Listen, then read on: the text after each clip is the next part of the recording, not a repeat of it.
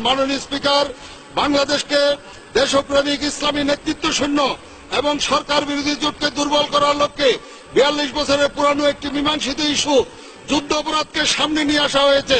জাতীয় ও আন্তর্জাতিক মহলের সব ধরনের আপত্তি ও মূল্যায়নকে বৃদ্ধাঙ্গুলি দেখিয়ে একতরফাভাবে তথাকথিত মানবতা বিরোধী অপরাধের বিচারের নামে এদেশের অন্যতম শ্রেষ্ঠ আলেম, বিশ্ববরেণ্য মুফাসসির কোরআন আল্লামা দেলোয়ার হোসেন সাঈদী, মাওলানা মতিউর রহমান আজহারী সহ শীর্ষ জামাত নেতৃবৃন্দকে জুডিশিয়াল কিলিং করার চক্রান্ত চলছে।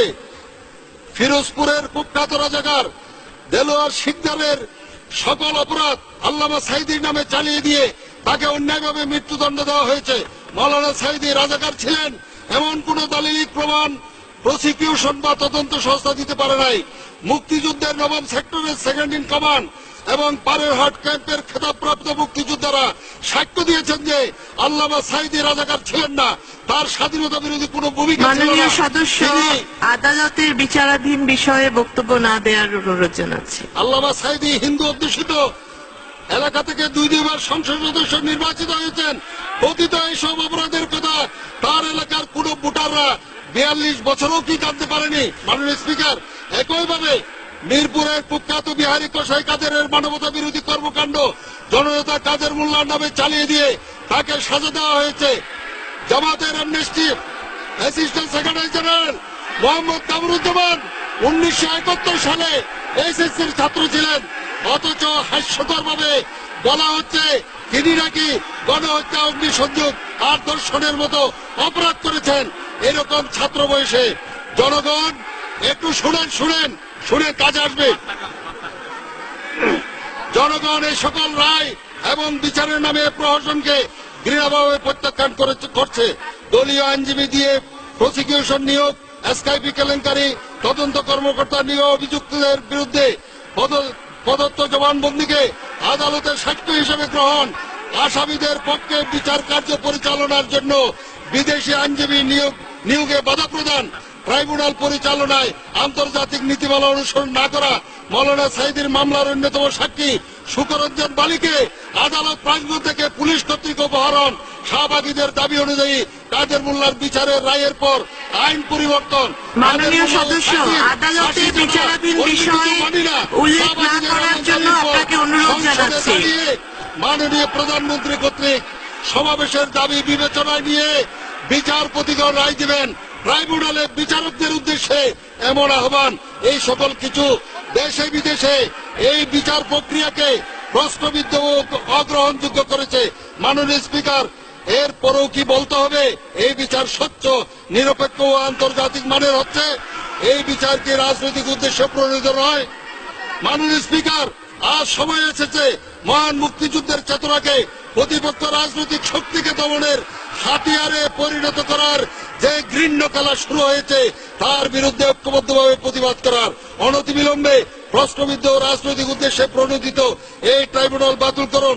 প্রতিহিংসার রাজনীতি থেকে সরে এসে সম্পূর্ণ নিরপরাধ জামাত নেতাদের মুক্তি দিন এবং জাতিসংঘের তত্ত্বাবধানে, মাননীয় স্পিকার, জাতিসংঘের তত্ত্বাবধানে আন্তর্জাতিক অপরাধ ট্রাইব্যুনাল গঠন করে প্রকৃত যুদ্ধ অপরাধীদের বিচার নিশ্চিত করুন, এটাই আমরা দাবি করছি।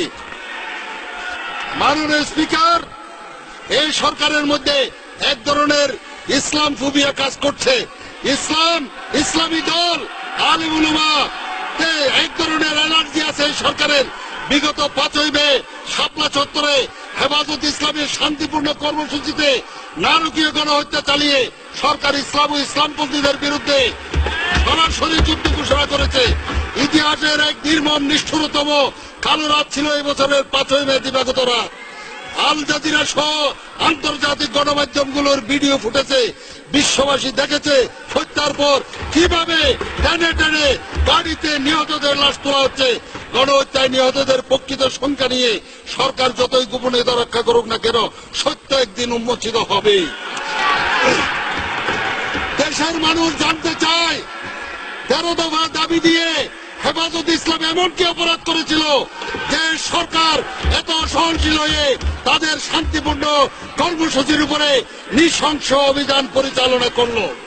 1971 সালের 25শে মার্চ কালো রাত্রিতে যেভাবে হানাদার বাহিনী এদেশের ঘুমন্ত মানুষের উপর ঝাঁপিয়ে পড়েছিল, কেন একই কায়দায় অপারেশন ফ্লাশ আউট ইত্যাদি বিভিন্ন নামে গভীর রাতে নিরস্ত্র ঘুমন্ত আলেমদের উপর সশস্ত্র হামলা চালানো হলো? কেন অভিযান চলাকালীন বিদ্যুৎ সরবরাহ বন্ধ করে যুদ্ধ ঘোষণার মতো ব্ল্যাকআউট করা হলো? মহানবী সাল্লাল্লাহু আলাইহি সাল্লামকে অবমাননাকারী ব্লগারদের নেতৃত্বে শাহবাগে তথাকথিত গণরক্ষা আন্দোলন মঞ্চের আয়োজকরা সরকারের অনুমতি ছাড়া মাসের পর মাস রাজধানীর একটি গুরুত্বপূর্ণ এলাকায় অবস্থানের মাধ্যমে অবরুদ্ধ করে রাখে।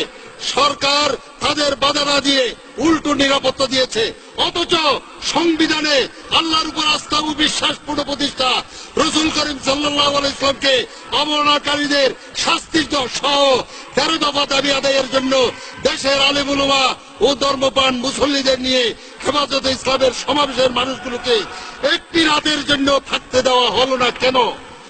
সরাসরি সম্প্রচাররত দিগন্ত টিভি ও ইসলামিক টিভির সম্প্রচার বন্ধ করা হলো কেন?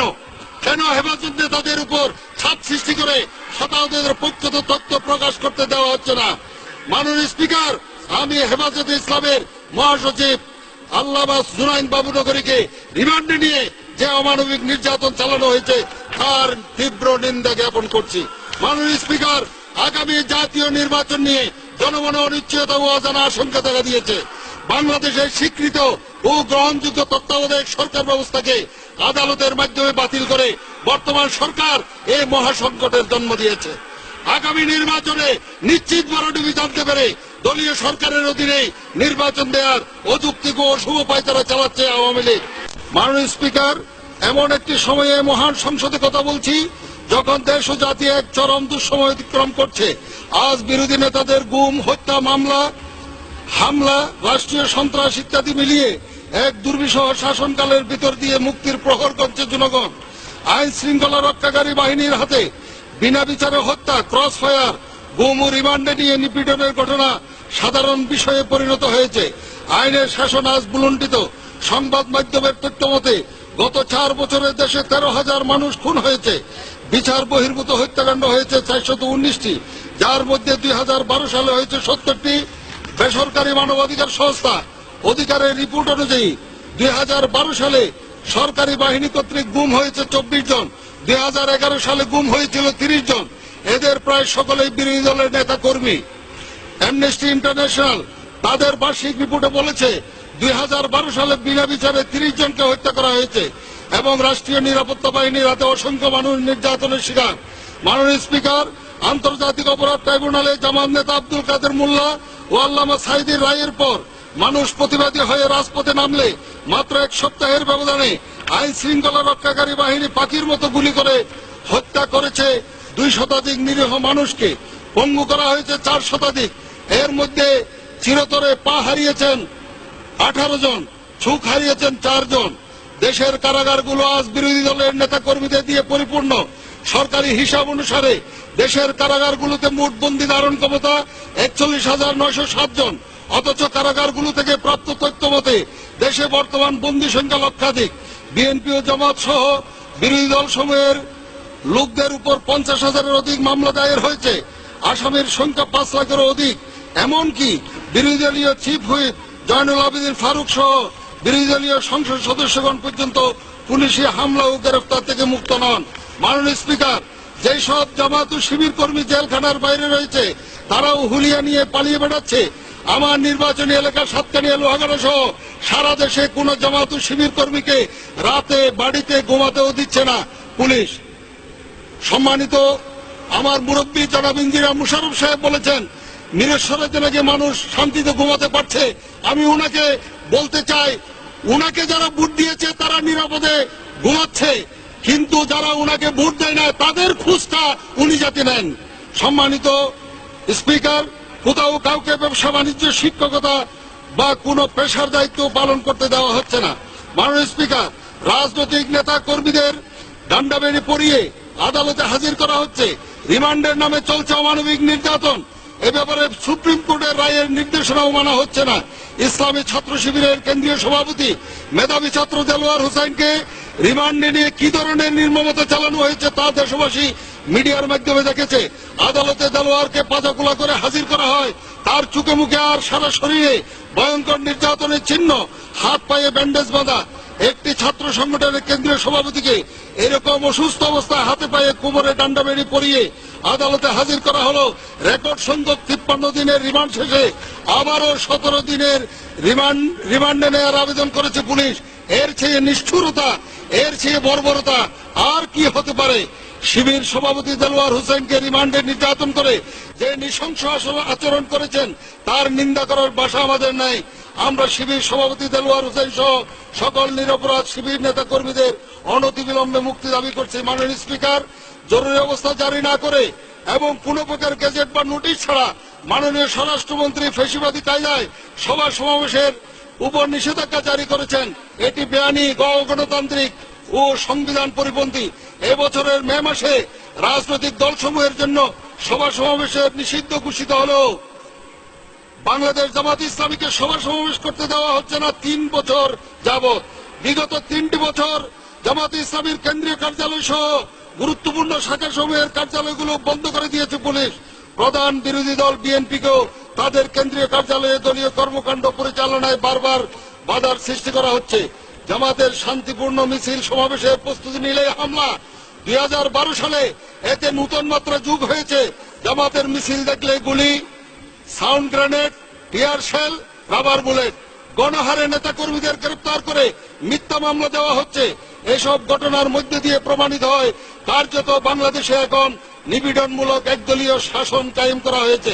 মাননীয় স্পিকার, আমি এই মহান সংসদে আপনার মাধ্যমে সরকারের কাছে প্রশ্ন রাখতে চাই, কোন আইনে বাংলাদেশ জামাত ইসলামীকে সভা সমাবেশ করার সাংবিধানিক অধিকার থেকে বঞ্চিত করা হচ্ছে?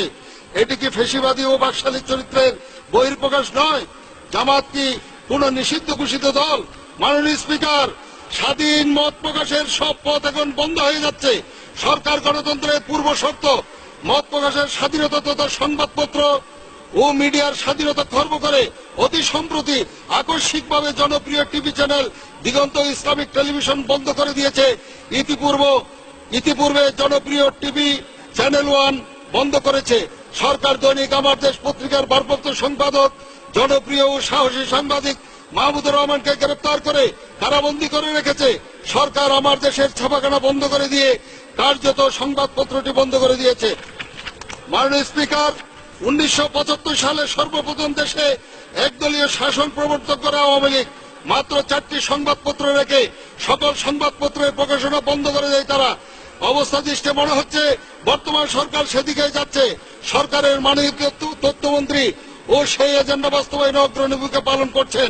সরকারের উচিত ইতিহাস থেকে শিক্ষা নেওয়া, মত প্রকাশের স্বাধীনতাকে নিশ্চিত করার জন্য অবিলম্বে দিগন্ত টিভি, ইসলামিক টিভি চ্যানেল 1 এবং দৈনিক আমার দেশের উপর থেকে নিষেধাজ্ঞা প্রত্যাহার করুন এবং দৈনিক আমার দেশের সম্পাদক মাহমুদুর রহমানকে মুক্তি দিয়ে শুভবুদ্ধির পরিচয় দিন।